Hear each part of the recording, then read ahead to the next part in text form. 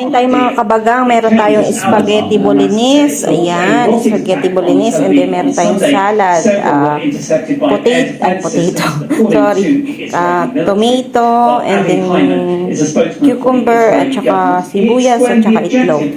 Kain po tayo, spaghetti, salad.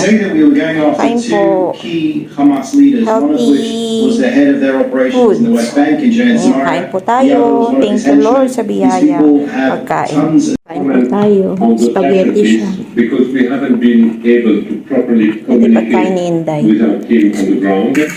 I saw images. They are deeply disturbing and horrifying.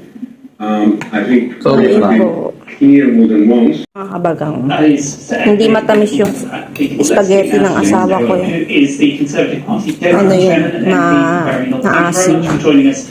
If this is the mandatory scheme, then they're clearly looking for